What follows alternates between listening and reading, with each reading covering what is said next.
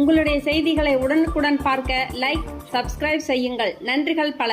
பெருந்தலைவர் மக்கள் கட்சி சார்பில் மத்திய சென்னை மாவட்டம் ஓட்டேரி வட்டார நாடார் சங்க திருமண மண்டபத்தில் நடைபெற்ற ரமலான் இப்தார் நோன்பு திறக்கும் நிகழ்ச்சி மத்திய சென்னை மாவட்ட அமைப்பாளர் VP ஐயர் தலைமையில் நடைபெற்ற நிகழ்ச்சியில் பெருந்தலைவர் மக்கள் கட்சி தலைவர் NR தனபாலன் கலந்து கொண்டு நோன்பு திறந்து வைத்து நலத்திட்ட உதவிகளை வழங்கி சிறப்புரை ஆற்றினார். இந்நிகழ்ச்சியில் ஓட்டேரி அனைத்து வியாபாரிகள் சங்க தலைவர் SM அனிஃபா, ஓட்டேரி தாஹா ஜும்மா மசூதி இமாம் முகமது அலி, ஓட்டேரி தாஹா ஜும்மா மசூதி செயலாளர் A அசன், திருமழிசை அப்துல் சலாம், மத்திய சென்னை வடக்கு மாவட்ட தலைவர் கோட்டீஸ்வர ராஜா, மத்திய சென்னை வடக்கு மாவட்ட செயலாளர் கணேஷ்குமார், அண்ணா நகர் தொகுதி தலைவர் செல்வராஜ் ஆகியோர் முன்னிலை வகித்தனர். மத்திய சென்னை கிழக்கு மாவட்ட செயலாளர் L சுந்தரலிங்கம் வரவேற்புரை ஆற்றினார். இந்நிகழ்ச்சியில் மாநில செயலாளர் MVM ரமேஷ்குமார், வர்த்தக அணி செயலாளர் M வைகுண்டராஜா, சென்னை மேற்கு மாவட்ட தலைவர் K மணிராஜ், தென்சென்னை மேற்கு மாவட்ட தலைவர் R பாலமுருகன், மாநில உயர்மட்ட குழு உறுப்பினர் T உதயகுமார், வண்ணாரப்பேட்டை செந்தில், தென்சென்னை கிழக்கு மாவட்ட தலைவர் சுயம்புலிங்கம், தென்சென்னை கிழக்கு மாவட்ட வர்த்தக அணி செயலாளர் R கணேசபாண்டியன், வடசென்னை மேற்கு மாவட்ட செயலாளர் நீலகண்டன், வடசென்னை மேற்கு மாவட்ட துணைத் தலைவர் பாபாஜி, தென்சென்னை மேற்கு மாவட்ட அமைப்பாளர் செல்வராஜ், ஓட்டேரி வியாபாரிகள் சங்க துணைத் தலைவர் பொன் மாடசாமி ஆகியோர் வாழ்த்துரை வழங்கினார்கள். மத்திய சென்னை வடக்கு மாவட்ட பொருளாளர் மாரிமுத்து நன்றி கூறினார். இந்த நிகழ்ச்சிக்கு தலைமை பொறுப்பேற்றுகின்ற ஆர்வி சகோதரர்களுக்கு ஐயர் அவர்களே, இந்த நிகழ்வுக்கு முன்னிலை வைத்துக் கொண்டிருக்கின்ற மத்திய சென்னை வடக்கு மாவட்ட பொருளாளர் தலைமை மாரிமுத்து அவர்களே, அதே போன்று வருகை வைக்கின்ற மத்திய சென்னை மேற்கு மாவட்ட தலைவர் குமார் அவர்களே, இந்த ஆண்டு கூட நாங்கள் சென்னை ஐஸ்வர்யம் தான் நடத்த வேண்டும் என்று முடிவு செய்தோம். ஆனால் நம்முடைய ஐயர் அவர்கள் இறைவன் எனக்கு கொடுத்த ஒரு வரமாக நினைக்கிறேன், ஆகியால் இந்த பகுதியில் தான் நீங்கள் செய்ய வேண்டும் என்று அவர் ஒற்றைக்காத காரணத்தினால் நாங்கள் அவருடைய ஆசை நிறைவேற்றாம மீண்டும் இதை செய்யணும்.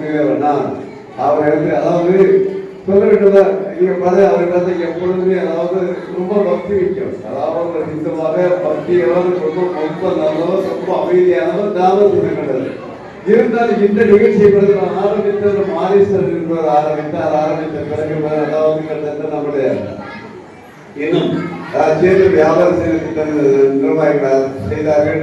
கடந்த 5-6 ஆண்டுகளாக அவர்தான் செய்தவர்கள் மனமார்ந்த வாக்குகளை பாராட்டுகளை செய்ய காண்பித்தனர். இன்று அதாவது கிறிஸ்தவர்களும் இந்த காலத்திலே பார்த்தீங்கன்னா தவக்காலம் என்று சொல்லுகிற இந்த காலகட்டத்திலே அவர்களும் நோய் இருக்கிறார்கள். அவர்களுடைய இஸ்லாமிய சகோதரர்கள் எவ்வாறு என்றால் உலகிற்கு வாழக்கூடிய இஸ்லாமிய சகோதரிகள் கடமையாக்கப்பட்டது என்பது மட்டுமல்ல, இது கண்டிப்பாக அதாவது இஸ்லாமத்தில் அத்தனை பேர் நோன்பு கடைபிடிக்க வேண்டும். ஆனால் கிறிஸ்தவ மதத்திலோ இல்லை என்றால் வேறு மதங்களிலோ அந்த மாதிரி கட்டாயம் இருக்கிறது. இந்த சபரிமலைக்கு என்று விரதம் இருக்கிறார்கள், அதற்கு மாலை பொழுதுதான் நாம் அறிவோம். ஆனால் இந்துக்களாக பிறகு அத்தனை பேர் செய்வதில்லை.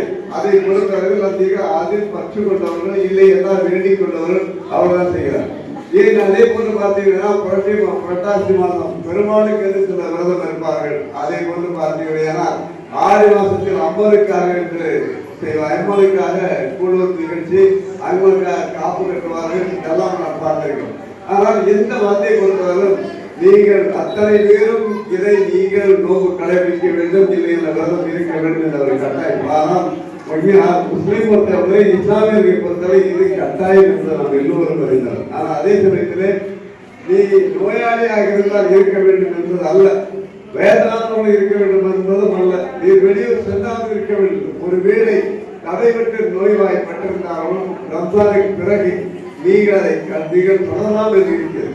இருவரை ஏன் சொல்கிறார்கள் என்றால், நீ பட்டினி இருந்தால்தான், நீ பசியோடு இருந்தால்தான் அடுத்தவர்களுடைய பசியோடு நீ அறிவார்.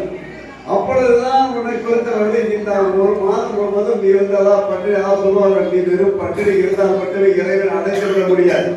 அப்படி பார்த்தால் கொள்ளைக்காரனும் கற்பழிப்பவரும் இது போன்ற நோய் விட்டு இறைவன் அடைந்து விடுவார். இறைவன் அது சொல்லவில்லை. நீ அன்று அதாவது அந்த 30 நாட்கள் தான தர்மங்கள் அதிகமாக செய்ய வேண்டும். நீ கோபப்படக்கூடாது மட்டுமல்ல, உன்னை பொறுத்தவரை அதாவது 24 முறை இறைவனையும் இருக்கின்றேன் நினைத்துக் கொண்டிருக்க வேண்டும். இறைவனை நீ ஜெபம் செய்து கொண்டிருக்க வேண்டும், இறைவனை பிரார்த்தனை செய்து இறைவன் நினைவாக இருக்க வேண்டும். அப்பொழுதுதான் இறைவன் உன்னை நோக்குவார். ஏனென்றால் ரமலான் மாதத்திலே தான் உங்களுக்கு அதாவது நம்முடைய புனித நூலானது இறங்கியது என்பது நாம் எல்லோரும் அறிந்த ஒன்று.